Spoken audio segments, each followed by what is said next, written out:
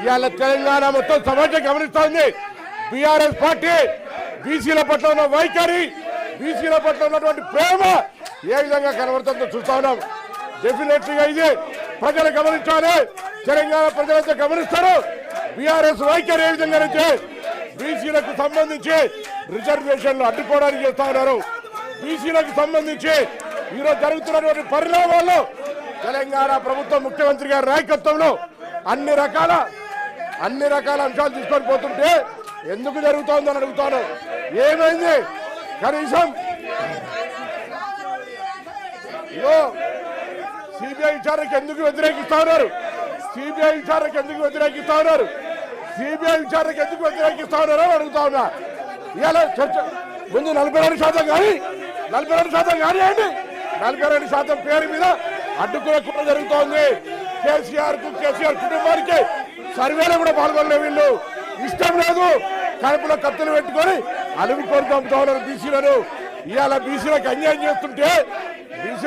చేస్తుంటే కనీసం పార్టీ నాయకత్వం స్పందిస్తలేదు. నేను అడుగుతాను మధుసూదన్ చారి గారు, బండ ప్రకాష్ గారు, ఇవాళ బీసీలకు సంబంధించి ఒక ప్రక్రియ జరుగుతుంటే అచేతనంగా నిలిచారు. ఈ తప్పిదాన్ని గమనిస్తా ఉన్నారు. చరిత్ర ఊరుకోదు. ఫ్లోర్ లీడర్ గా రాజు గారు కావచ్చు, రమణ గారు కావచ్చు, అందరూ కూడా చెప్తా ఉన్నాం.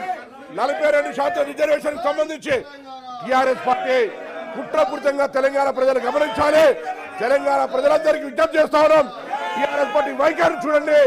42% రిజర్వేషన్ ఏ విధంగా వ్యతిరేకిస్తుందో మధుసూదన్ చారి గారు స్పందించకపోతే వారు కూడా ఇందుకు సంబంధించి డెఫినెట్లీగా వారికి సపోర్ట్ ఉన్నట్టుగా భావిస్తా ఉన్నామని చెప్తా ఉన్నాం. ఇలా బీసీల గురించి మాట్లాడతారు. బీసీలకు సంబంధించిన ప్రక్రియ జరిగితే అడ్డుకుంటారు, అడ్డుకున్నప్పుడు సపోర్ట్ చేయరు.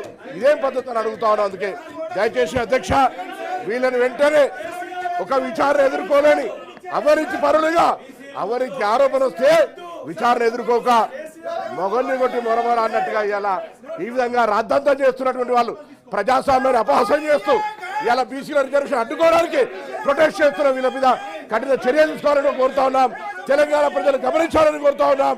ఇలా బలహీన వర్గాల నాయకులు మధుసూదన్ చారి గారు కానీ, బండ ప్రకాష్ గారు కానీ, రాజు గారు కానీ, ఎల్ రమణ గారు కానీ, దాసం శ్రవణ్ ఆనాడు తెలంగాణ ఉద్యమంలో మా పార్టీలో ఉండి మా పార్టీ మీద అడిగినాం. మేము ఇలా పూర్తిగా అచేతనంగా బొమ్మల్లాగా మారకండి.